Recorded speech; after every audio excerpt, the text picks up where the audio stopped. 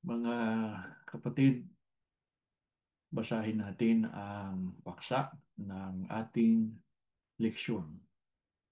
Ang kamatayan ni Santiago at ang mahimalang pagtakas ni Apostol Pedro sa bilangguan sa panahon ng pag-uusig ni Herodes.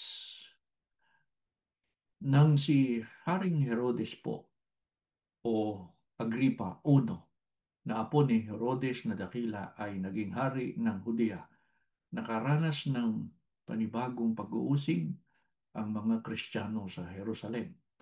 Ginawa niya ng malaking kasamaan ang mga kaanib sa iglesia doon. Ginawa niya ito upang bigyang lugod ang mga mamamayang Hudyo, pangunahin ang mga saserdote na labis na nababahala sa paglago at paglaganap ng iglesia.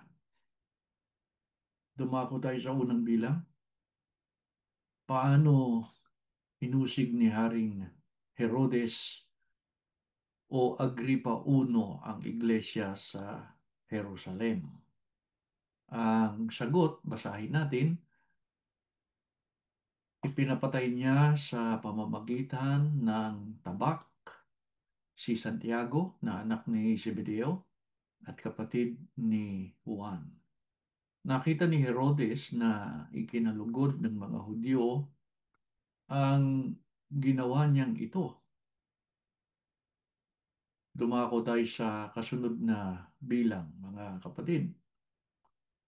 Anong ginawa ni Haring Herodes nang makita niyang ikinalugod ng mga Hudyo ang ginawa niyang pagpatay kay Apostol Santiago? Ang sagot, si Pedro naman ang kanyang ipinadakip, si Apostol Pedro. Nangyari ito nung pista ng tinapay na walang lebadura. Sa kasunod na bilang, mga kapatid, saan ipinadala ni Herodes si Apostol Pedro nang ipadakip niya siya? Ang sagot, siya ay ikinulong at pinabantayan sa apat na pangkat na tiga-apat na kawal.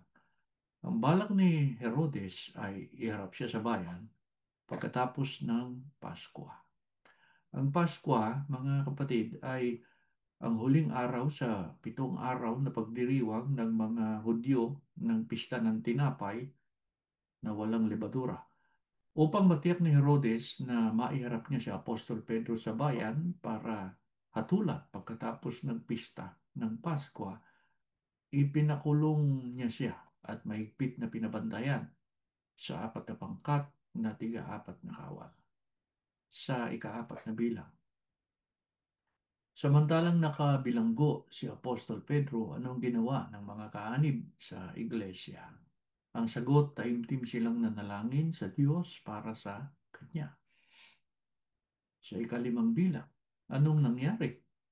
Nang gabing bago iharap ni Herodes si Apostol Pedro sa bayan. Ang sagot, basahin natin. Nang si Pedro ay natutulog na nakagapos ang kanyang mga kamay ng tanikala at may mga bantay pa sa harap ng pinto ng bilangguan, walang ano-ano, ay lumitaw ang isang anghel ng Panginoon at nagliwanag sa silid piitan. Sa kasunod po na bilang, anong ginawa at sinabi ng anghel ng Panginoon kay Apostol Pedro nang siya'y naparoon sa kanya? Ang sagot, tinapik nito si Pedro sa tagiliran at ginising. Dali, bumangon ka, sabi ng anghel. Nakalag ang mga tanikala sa mga kamay ni Pedro. Magbihis ka at magsuot ng sandalyas, sabi ng anghel, at ganoon nga ang kanyang ginawa. Sinabi pa sa kanya ng anghel, magbalabal ka't sumunod sa akin. Sa ika-7 bilang, mga kapatid, anong ginawa ng anghel ng Panginoon nang makapagbihis na si Apostol Pedro? Ang sagot, lumabas ang anghel at sumunod si Apostol Pedro. Ngunit Hindi alam ni Apostol Pedro kung totoo ang nangyayaring yun. Akala niya ay pangitain lamang yun. Nakalagpas sila sa una at pangalawang bantay at nakarating sa pintuang bakal na labasan papunta sa lungsod. Ito'y kusang bumukas at sila'y lumabas. Pagkaraan nila sa isang kalye, bigla siyang iniwan ng anghel. Sa kasunod po na bilang, ano ang napag-unawa ni Apostol Pedro tungkol sa nangyari ng gabing yon? Ang sagot ng maliwanagan si Pedro, sinabi niya, ngayon ko na lamang totoong sinugo ng Panginoon ang kanyang anghel upang iligtas ako mula sa kamay ni Herodes at sa mangyayaring inaasahan ng mga Hudyo. Ang mahimala po na pagtakas ni Apostol Pedro sa bilangguan ay kahayagan na dininig ng Diyos ang taimtim na dalangin ng Iglesia para sa kanyang kaligtasan. Sa ikasyam na bilang, nang maunawaan ni Apostol Pedro ang nangyari sa kanya, saan siya pumunta? Ang sagot, pumunta siya sa bahay ni Maria, na ina ni Juan, na tinatawag na Marcos. Nagkatipon-tipon doon ng marami at nananalangin. Sa kasunod na bilang, ano nangyari pagdating niya sa bahay ni Maria? Ang sagot ng si Pedro ay kumatok sa pinto. Lumapit si Roda na isang katulong upang tingnan kung sino iyon. Nakilala niya ang tinig ni Apostol Pedro. Dahil sa tuwa ay tumakbo siyang papasok sa bahay nang hindi nabubuksan ang pinto.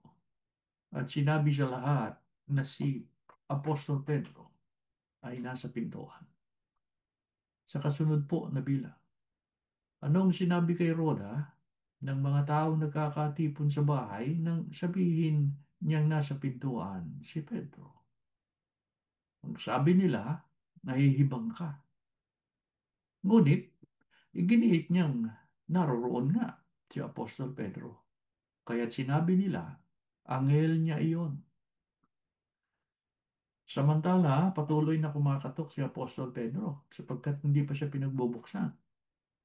Nang buksan nila ang pinto, nakita nga nila si Pedro at hindi sila makapaniwala. Sila ay sininyasan niyang tumahimik pagkatapos isinalaysay ni Apostol Pedro kung paano siya inilabas ng Panginoon mula sa bilangguan. Sa kasunod na bilang, ano ang sinabi ni Apostol Pedro sa mga kapatid na nakakatipon sa bahay ni Maria nang makita nila siya? Ang sabi niya, sabihin ninyo ito kay Santiago at sa mga kapatid. Pagkatapos umalis siya at nagpunta sa ibang lugar. Ang Santiago po na tinutukoy ni Apostol Pedro na pagsabihan ng mga pangyayari sa kanya ay si Santiagong Bata, ang anak po ni Alfeo. Siya ang tagapamahalang pangkalahatan noon sa iglesia. Iba siya kay Apostol Santiago na ipinapatay na ni Herodes. Sa kasunod na bilang, ano nangyari kinabukasan nang malaman ng mga kawal na nakatakas si Apostol Pedro mula sa bilangguan? Ang sagot ay lubhang nagkagulo ang mga kawal dahil sa pagkawala ni Apostol Pedro. Siya ay ipinahanap ni Herodes at hindi siya nasumpungan. Dahil dito, siniyasat niya ang mga bantay at ipinag-utos na sila'y patayin.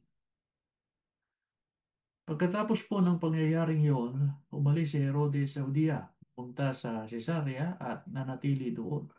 Matagal nang galit si Herodes sa mga taga-Tiro at mga taga-Sidon. Kaya't sama-samang lumapit sa kanyang mga taga-Siro at Sidon upang makipagkasundo.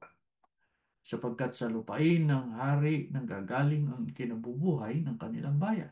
Nakiusap sila kay Blasto, ang tagapamahala sa palasyo, upang sila'y samahan.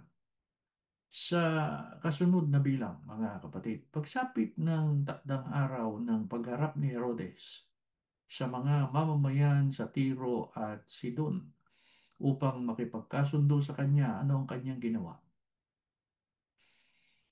Ang sagot, nagsuot siya ng damit hari, umupo sa trono at nagtalumpati. Sumigaw ang mga taong bayan, isang Diyos ang nagsasalita, hindi tao. Hindi niya pinapurihan ang Diyos. Sa kasunod na bilang, anong nangyari kay Herodes sapagkat inangkin niya ang karangalang nauukol sa Diyos? Ang sagot noon din ay hinampas siya ng isang anghel ng Panginoon at siya'y kinain ng mga uod hanggang sa namatay. Ang pagkamatay po ni Herodes at ang paraan ng kamatayan niya ay kahayagan ng paghatol o pagpaparusa ng Diyos sa kanya dahil inangkin niya ang papuri na para lamang sa Diyos. Hindi niya itinuwid ang mga taong nagbibigay papuri sa kanya.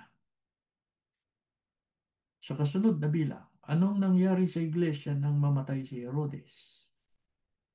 Ang sagot, patuloy na lumago at lumaganap ang salita ng Diyos, lalong dumami ang bilang ng mga alagad o mga kaanib sa iglesia. Nang matapos ni na Bernabe at Saulo ang kanilang tungkulin na dalhin ang tulong sa mga mahihirap na kapatid sa Judea, bumalik sila sa Jerusalem kasama si Juan na tinatawag ding Marcos. Ang pag-uusig po na ginawa ni Herodes at ng mga Hudyo ay hindi nakapigil sa paglaganap ng iglesia sa panahong iyon. Sa halip, sa kabila ng mga pag-uusig, ay lalo pang dumamig, lumago at naging maluwalhati. Ang pag-aaralan natin sa susunod, mga kapatid, ay ang tungkol sa pagsusugo kina Bernabe at Pablo sa mga Hintil. Bago po tayo manalangin muli, ay basahin natin ang paksa ng ating pinag-aralan. Ang kamatayan ni Santiago at ang mahimalang pagtakas ni Apostol Pedro sa bilangguan sa panahon ng pag-uusig ni Herodes at nawa po sa susunod ay makadalo kayong muli. Tumayo po kayo mga kapatid at tayo ay mananalangin. Panginoon po namin Diyos, banal ka po at makapangyarihan sa lahat.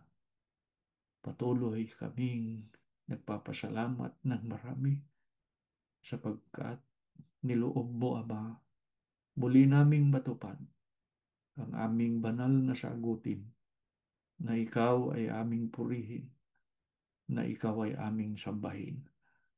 Nawa po, Ama, nadulutan ka namin ng kalwalhatian at kami ay lalong napalapit sa iyo at sa iyong pagmamalasakit. Patuloy mo sanang basbasan ang mga lingkod mo. Nawa po, palagi mo kaming alalayan, palagi mo kaming tulungan upang matupad namin ang aming banal na sagutin sa iyo. Patuloy mo pong basbasan ang sambahayan ng iyong mga lingkod, pagpalain ang kanilang mga anak. Nawa po ang buong sambahayan ay makapanatili sa matuwid na mga paglilingkod sa pagsunod sa lahat ng iyong mga kautusan upang kami makatiyak, magmana kami ng buhay na walang hanggan na ipinangako mo. Panginoon naming Jesus, huwag ka pong magsasawang ilapit kami pamagitan sa Ama. Nananalig kami, nakikinig ang Ama sa iyo, alang-alang sa iyong mga hinirang. Ama, pagpalain mo po Sino man ang may karamdaman ay pagalingin mo, ibiyaya mo pa ang lakas, makapagpatuloy sa pagpupuri sa iyo. Ang basbas at pagpapalay ginawad mo na po sa amin. Hinihiling po namin ang lahat sa ngalan ni Jesus na dakila naming tagapagligtas.